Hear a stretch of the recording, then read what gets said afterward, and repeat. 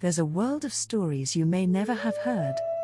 Stories from Africa, written in English, pulsing with ancient rhythms and soul.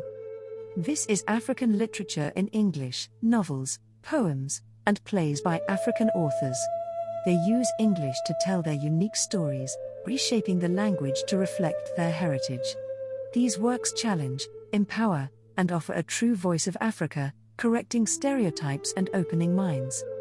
There's a world of stories you may never have heard, not with swords, but with words, these tales unfold. From Africa, written in English, they pulse with ancient rhythms, wisdom and soul. This is African literature. If you're watching from the UK, prepare to see Africa through a whole new lens. African literature in English, a vibrant tapestry of novels, poems, and plays. It's African authors, weaving their stories through the very fabric of the English tongue. Born in colonial shadows, a paradox emerged. Voices once silenced found their power, reclaiming the language of suppression.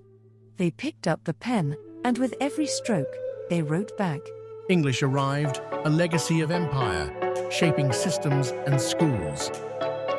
But African writers didn't just use it, they remade it. They wove in proverbs, vivid imagery, and the pulse of their lands.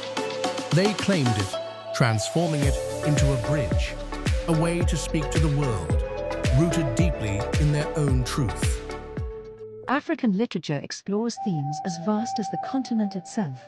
You'll find the pain of colonialism, the search for identity, and the struggle between tradition and modernity. Experience the power of women's voices and the beauty of oral storytelling. These stories don't just entertain, they teach, challenge, and encourage. In a world shaped by colonial history, African stories matter. They offer the true African perspective and correct stereotypes. For young people in the UK, these narratives open minds, providing a deeper understanding of a continent often reduced to headlines. Through African literature in English, we hear Africa's authentic voice. Chinua Achebe's Things Fall Apart challenged colonial views. Boki Emecheta bravely explored African women's lives, survival, and motherhood. And Ngugi wa Thiong'o championed native languages against erasure. Today, Chimamanda Ngozi Adichie powerfully bridges Africa and the global stage, continuing this rich literary legacy. This is the true story of Chinua, a quiet boy from a small Nigerian village. He was called strange for loving books more than palm wine or folktales. While other boys hunted, Chinua sat under a mango tree, scribbling in English. He wove the colonizer's tongue with the profound wisdom of his Igbo ancestors. They mocked him. They said he'd never make it. But Chinua kept writing. In 1958, he published Things Fall Apart. It was a thunderclap. For the first time, African culture and dignity were seen through an African lens, not a colonial one. It sold over 20 million copies, shaking the world. His book made the world realize Africa's stories needed to be heard, not just in drums, but in powerful English literature. Chinua Achebe, once a village boy, became the father of modern African literature in English. Every African writer today walks in his profound footsteps. Born in 1930 in Agidi, Nigeria, Chinua Achebe was a boy apart. While others played, he found solace in books, immersing himself in tales. Yet, these English stories often depicted his people as primitive, voiceless. His colonial narrative, painting Africans as savage, ignited a profound disquiet within him. Chinua Achebe, encountering misrepresentations of Africa, realized, if we do not tell our own stories, others will get it wrong. At 28, he penned Things Fall Apart. This novel, in English yet vibrantly African, presented characters like a conqueror with dignity. It gave Africans their true reflection, not as stereotypes, but as people with pride, history, and voice. Chinua Achebe's Things Fall Apart sold over 20 million copies, translated into 50+ languages, and is studied globally. It became a literary phenomenon. Achebe famously said, "Until the lions have their own historians, the history of the hunt will always glorify the hunter." He became that lion, giving Africa its voice and making the world listen. Greater than Chinua Achebe passed away in 2013, but his words still speak.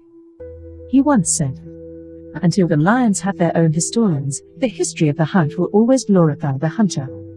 He became that lion. And because of whom, the hunt is no longer one-sided. In 1961, he married Christy Chinua Achebe, a woman as brilliant and compassionate as he was. Christy, a strong academic, worked in education and women's development. They raised 4 children across Nigeria, the UK, and the US. Their home was a vibrant space, filled with books, laughter, and conversations about Africa, justice, and culture. In 1990, Achebe was in a terrible car accident in Nigeria that left him paralyzed from the waist down.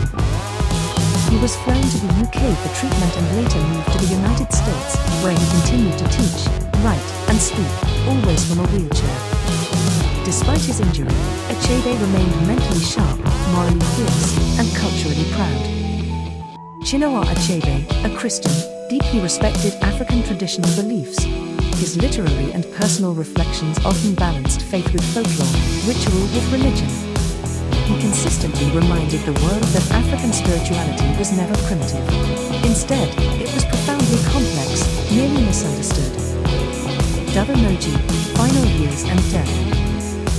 Chinua Achebe died on March 21, 2013, in Boston, Massachusetts, at the age of 82. His death was mourned across Africa and the world.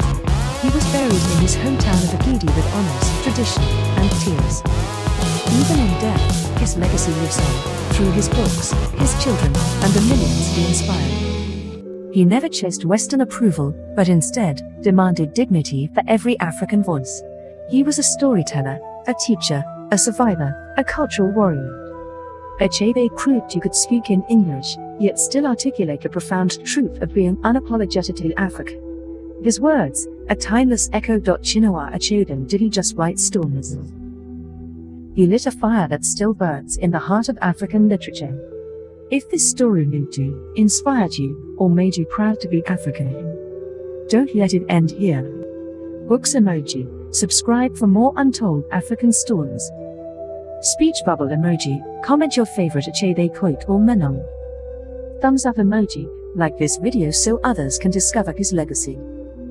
Because if you don't tell our stories, who will?